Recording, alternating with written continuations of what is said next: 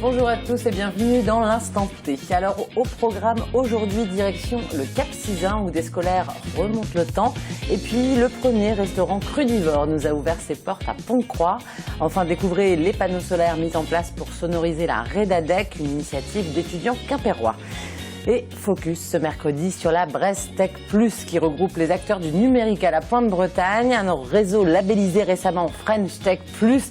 Alors ça veut dire quoi? Ça sert à quoi? On vous explique tout aujourd'hui avec nos invités. Frédéric Nicolas, bonjour. Bonjour. Vous coordonnez le réseau French Tech Brest Plus, c'est ça? Oui, c'est ça vient de changer de nom, donc vous l'avez très bien prononcé. Bien dit. Donc vous nous expliquerez tout à l'heure ce que ça veut dire, ces jolis mots. Et puis à vos côtés, Julien Kermarek. Bonjour Julien. Bonjour. Vous êtes l'un des entrepreneurs justement de ce réseau Brest Tech Plus, French Tech Brest Plus. Et puis vous nous expliquerez dans un instant en quoi votre entreprise Equal bénéficie de ce nouveau label. Et puis, ils ne sont pas dans le réseau Brest Tech, mais ils ne manquent pas de surprendre depuis ces 15 derniers jours. Les jeunes rappeurs bigoudins du groupe SAG sont sur notre plateau. Bonjour Sam, Alex et Guy. Bonjour. Vous nous raconterez l'histoire de ce clip qui fait le buzz sur le web ces derniers jours. Ce sera dans l'Instant Culture, tout en fin d'émission. Tout de suite, on démarre par un point sur l'actualité de ce mercredi 20 avril. Lycéens et collégiens avaient rendez-vous avec l'histoire ce mardi à Plogoff, et notamment avec les histoires de Pierre Brossolette et d'Honoré Destienne-Dorve, deux héros de la Résistance. Leur famille était à Plogoff en Cap Sizun pour témoigner. Reportage de Camille Pochet.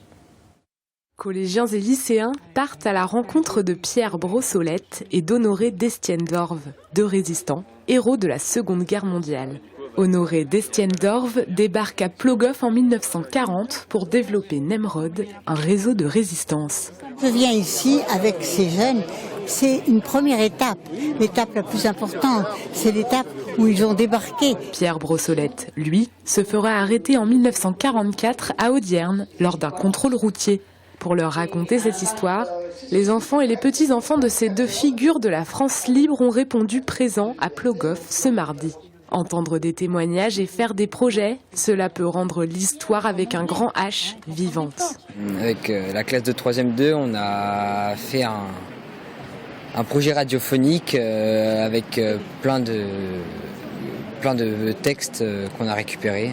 C'est plus facile de faire des projets que d'avoir un livre d'histoire ouvert sous les yeux. Ouais, c'est déjà plus intéressant et on apprend peut-être plus.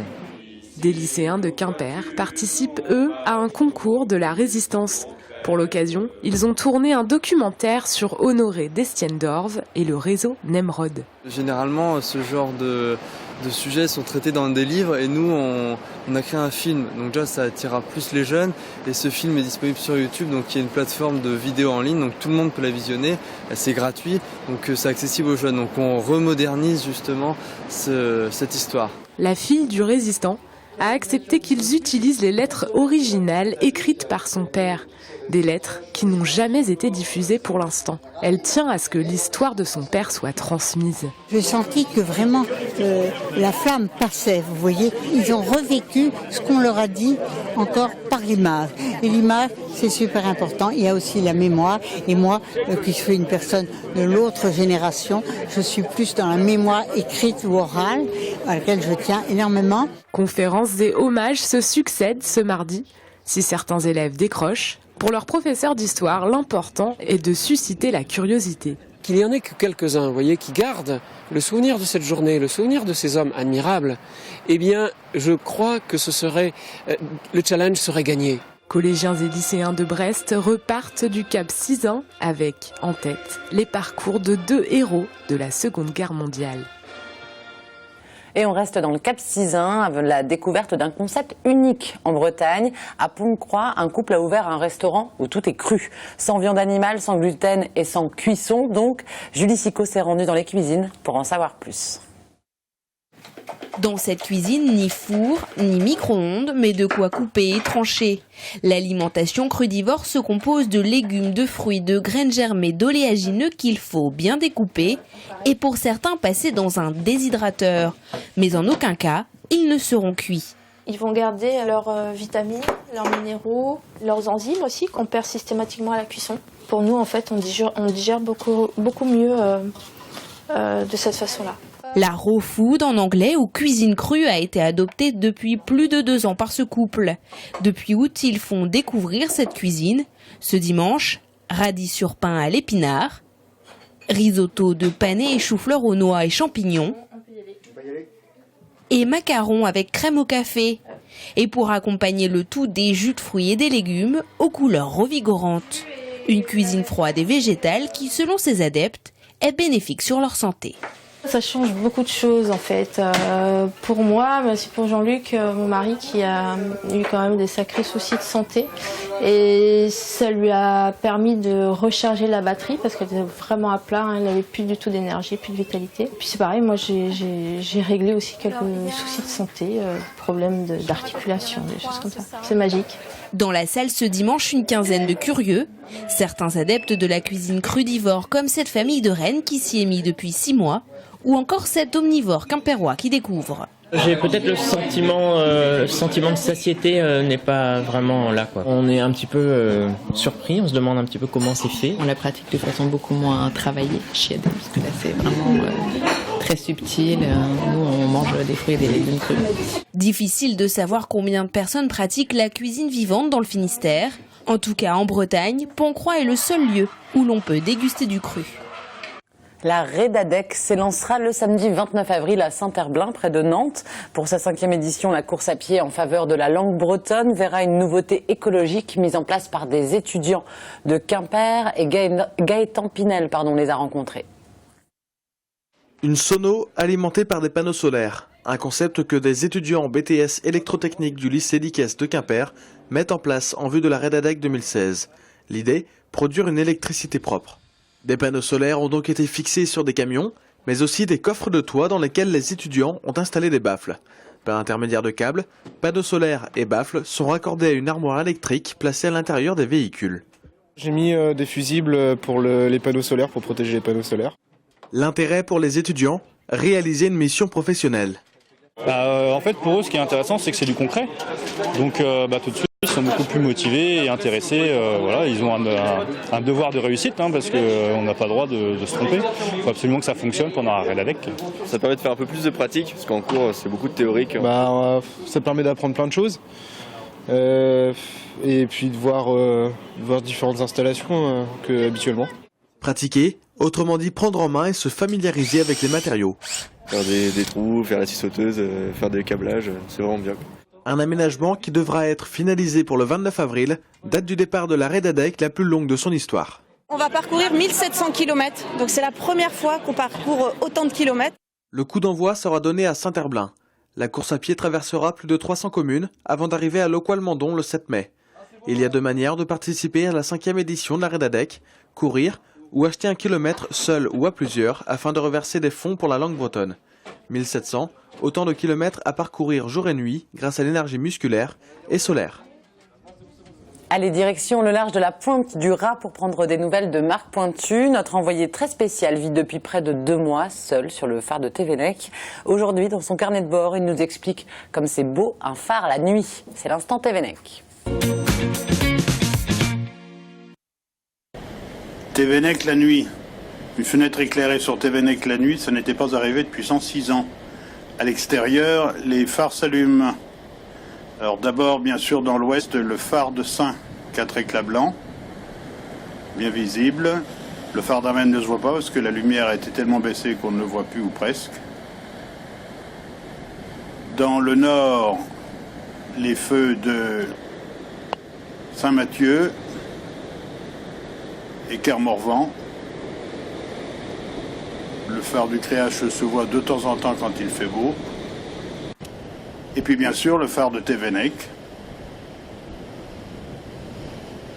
qui lui éclaire la sortie nord du Raz-de-Saint. Et on voit très bien en bas à droite du feu, le feu directionnel qui indique le chenal principal.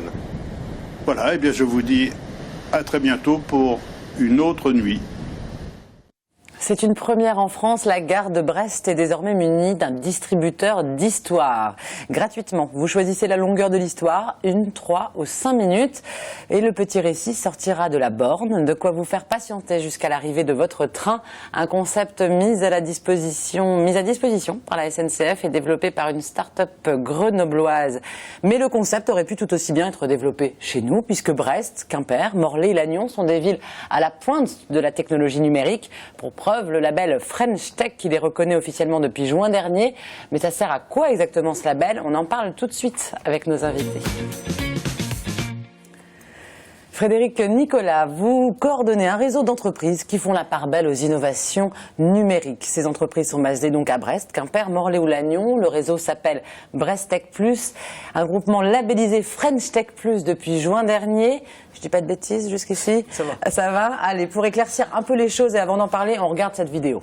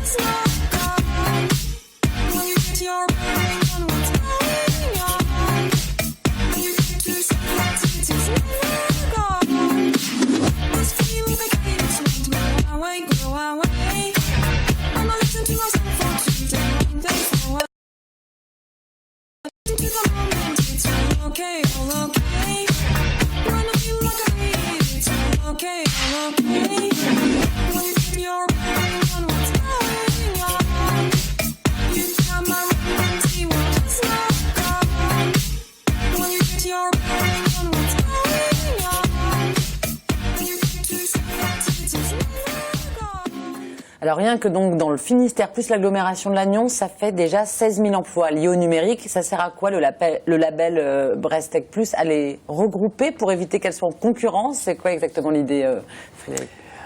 Oui, alors petite remarque juste sur le terme, effectivement, parce qu'on est en plein dans la mutation. Alors c'est un léger lifting sur le nom, mais Brest Tech Plus devient à partir d'aujourd'hui la French Tech Brest Plus. Voilà, pour une adéquation plus nationale. Alors la French Tech Brest Plus, elle sert à quoi? Elle sert à quoi? Elle sert à fédérer beaucoup le territoire en fait, dans le domaine du numérique. Aujourd'hui, il y a 13 métropoles en France qui ont été labellisées, qui ont ce label French Tech. Donc dans l'Ouest, on a eu la chance d'avoir ces 4 villes et d'avoir un dossier complet, dynamique, et donc d'être labellisé. Et ça sert à quoi? Concrètement, vous parlez d'une start-up grenobloise il y a quelques instants là, par rapport à la gare de Brest. L'idée, c'est de faire émerger plus de start-up sur le territoire, de les mettre dans les meilleures conditions pour que demain, elles puissent se développer, trouver des investisseurs, se projeter à l'international. Donc il y a toute cette dimension start-up.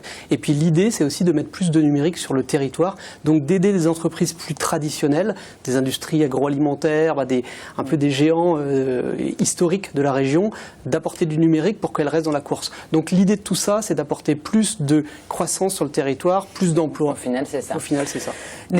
Par qui le réseau est géré? Par vous, entre autres, mais c'est qui? C'est les entreprises elles-mêmes qui gèrent ce réseau-là? Alors, effectivement, nous, on a une petite équipe et après, on s'appuie beaucoup sur les entreprises. L'objectif de la French Tech, c'est vraiment par et pour les entrepreneurs. Donc, nous, concrètement, on a des entreprises qui sont impliquées dans le dispositif et qui nous aident à définir les actions qu'on va faire à destination des startups, à destination des entreprises. Tout à l'heure, je crois qu'en fin d'émission, vous aurez un petit reportage où on parlera de la West Web Valley. Sébastien Corfec, par exemple, fait partie des entreprises qui nous aident dans la définition de la feuille de route. On l'écoutera tout à l'heure, effectivement. Alors, on dit que le numérique est partout. La Brest Tech regroupe des entreprises très différentes. Comment vous allez sélectionner au fur et à mesure les adhérents de cette Brest Tech? S'il y a des critères précis pour faire partie de ce label? Alors, il n'y a pas de critères précis. L'idée, c'est vraiment, nous, on est vraiment là pour, on n'est pas là pour cloisonner, mais plutôt pour apporter du lien. Tous les gens qui sont dans l'écosystème numérique sont de facto des web agencies, des SS2I, etc. Mais après, l'idée, c'est que aussi des entreprises donc plus traditionnelles qui aujourd'hui se posent des questions par rapport à ce qu'on appelle la transformation numérique. Ils se disent aujourd'hui, moi, j'utilise pas beaucoup Internet, je ne travaille pas beaucoup en mode collaboratif dans mon entreprise. J'ai sûrement une révolution à faire et si je le fais pas, je risque d'être disrupté. On emploie beaucoup les termes de disruption, d'ubérisation. En gros, le numérique aujourd'hui est vraiment transversal et balaye les cartes dans plein de secteurs d'activité. Donc il faut vraiment, l'idée c'est vraiment... C'est là où on voit que c'est ouvert à tout le monde, c'est en fait, ouvert même à les tout le entreprises monde, anciennes exactement. traditionnelles. Et il faut être sensibilisé, qu'on soit dans l'agroalimentaire, le tourisme, le commerce, on parle beaucoup du commerce connecté, il y a plein de révolutions. Tout le monde a un smartphone dans la poche, donc tout le monde peut avoir de la réalité augmentée, il y a beaucoup de notions, donc il faut s'y intéresser. C'est vraiment, on veut encourager... C'est pour tous, quoi. C'est pour tous, c'est pour la curiosité de tous. Julien Kermarek, votre société, c'est Equal. Elle fait partie du réseau, j'ai du mal à le dire, mais French Tech Brest Plus. On va y arriver. Voilà, on va y arriver à force. Equal, c'est donc une jeune boîte brestoise qui développe des solutions numériques pour faciliter les échanges entre les conférenciers et leur public, cela grâce à une application de téléphone portable. Vous nous donnez un exemple précis de à quoi ça sert?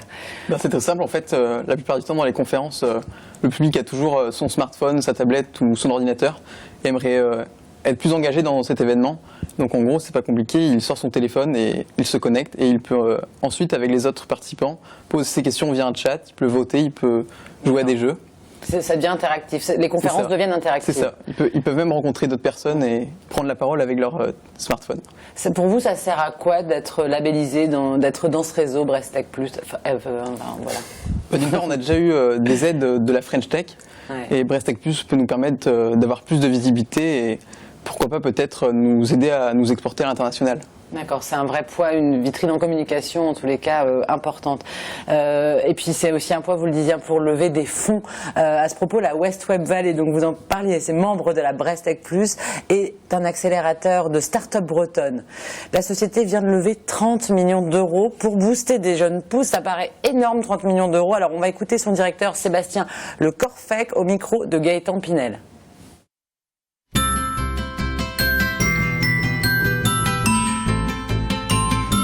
La West Valley a récolté 30 millions d'euros.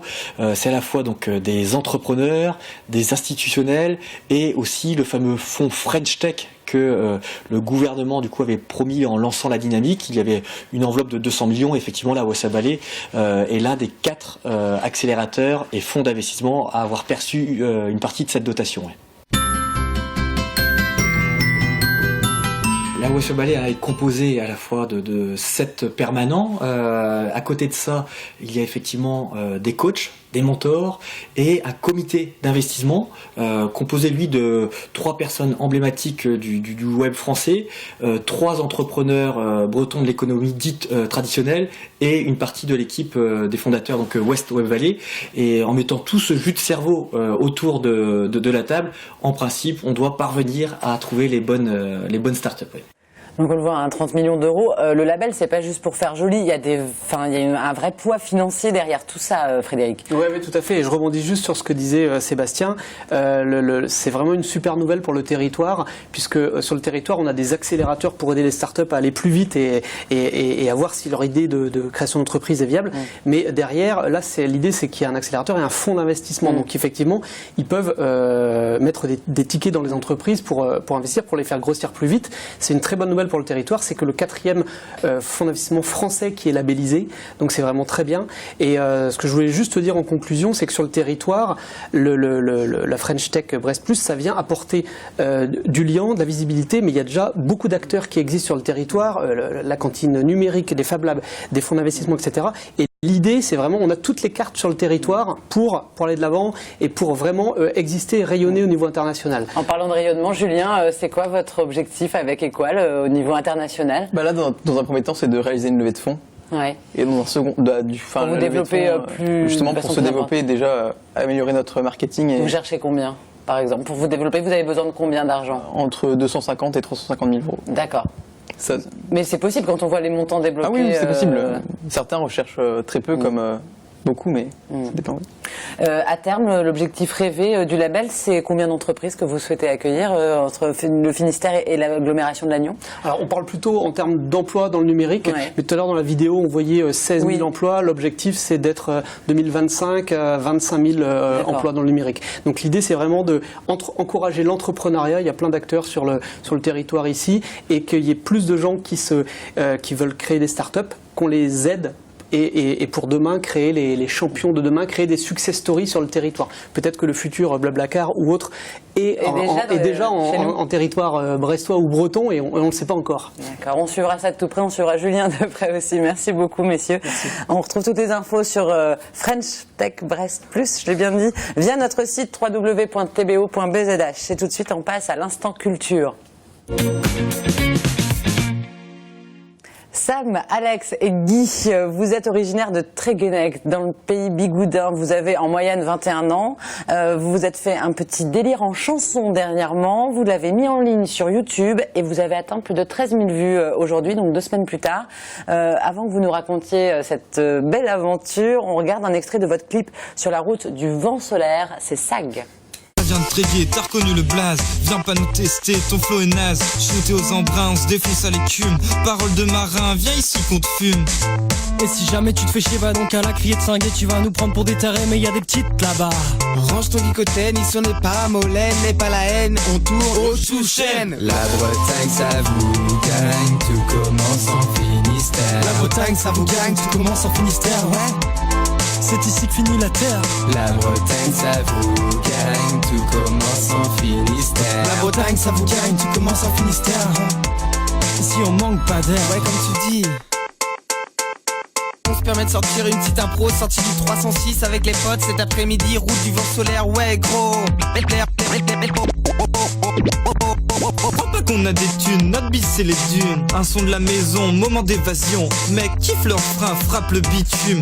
Regarde de loin, digère ton amertume. On a passé toutes ces années dans un petit bled paumé qui s'appelle Tréguier. 300 habitants, le paradis sur terre, tout juste à 2 kilomètres de la mer. Il n'y a pas d'ailleurs meilleur qu'ici, car ici nous on vit et ça sans souci. Tout le monde sourit et dit au revoir, merci. Enfin bref, on est poli et on chante ceci. La Bretagne ça vous gagne, tout commence. On n'a pas l'impression que c'était si improvisé que ça. Ça vous trottait dans la tête depuis longtemps de faire une chanson? Non, c'est venu comment? Un après-midi comme ça Ouais, voilà. J'ai posé juste 3 accords sur le synthé très rapidement. C'est vous le musicien à la base des 3, c'est vous qui êtes le plus branché son. Et donc je leur ai fait écouter à Sam en premier qui m'a dit vas-y, il faut qu'on mette des paroles dessus et c'est parti de là. Alors les paroles, justement, c'est un travail d'équipe, ça s'est passé comment Guy? Chacun écrit son couplet. Le refrain, c'est que 2. Moi, je suis arrivé plus tard dans la journée, donc ils avaient déjà fait le refrain. D'accord. Et inspiré des grands slogans bretons. Ouais. Oui, parce qu'on retrouve, tout commence en Finistère, on l'avait déjà vu passer quelque part. Ouais. Vous n'avez pas été approché encore par le conseil départemental pour qu'ils récupèrent votre joli spot de pub Ils ont bien tenté quelque chose. Ouais, non, ils ont posté notre vidéo quand même. C'est vrai que nous, on s'attendait pas à avoir autant de vues, donc on s'attendait pas à ce que, il y a beaucoup de monde qui voit cette vidéo. Donc on a été surpris. Vous le mettiez un peu pour vous, pour le partager avec vos amis. Voilà. Donc 13 000 vues déjà. Est-ce que du coup ça vous donne envie de continuer un petit peu l'expérience? Ça nous donne envie. Ouais, ça nous donne envie. Vous voulez pas nous dire encore? On sent qu'il y a quelque chose en préparation. Mais faudra aller sur la page Facebook. Ouais, ça. On vous suit donc sur Facebook. Donc on sent que vous êtes amoureux de votre commune. Parlez-nous un peu de Tréguenec. C'est rare de voir des jeunes aussi attachés à leurs petits, parce que c'est donc un petit village. Parlez-nous un peu de Tréguenec. C'est ça, un petit village de 360 habitants. Voilà, le paradis sur terre, comme on l'a dit, avec la plage juste à côté, la campagne, de quoi se balader, et puis on se connaît depuis qu'on a appris à marcher. Donc, Et vous avez toujours, vous êtes nés là tous les 3, vous avez toujours vécu là, quoi. Non, je suis dérangé, mais. Mais heureux d'être arrivé à Tréguenec apparemment. Vous voulez vivre à Tréguenec toute votre vie? On verra ce que ça va faire. On a l'impression quand quelques escales ailleurs, mais on reviendra toujours à nos racines. Très bien. Bon, rien pour la suite. Alors, peut-être vous avez découvert sur le plateau. La Bretagne, ça vous gagne. Nous, ça nous concerne aussi. On pourrait peut-être leur demander un clip pour le. Ouais, tout à fait. On va en parler après l'émission. Ouais. Très bien. Merci beaucoup à vous. Et tout de suite, on termine avec un focus programme.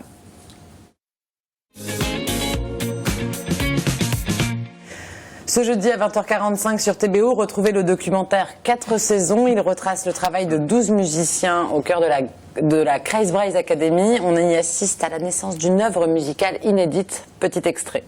Donc il faut qu'ensuite notre pratique apporte malgré la rigidité de l'écriture, cette espèce de fluidité, cette espèce de...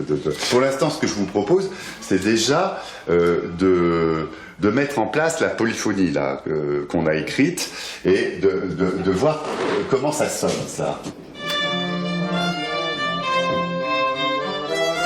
Reprise.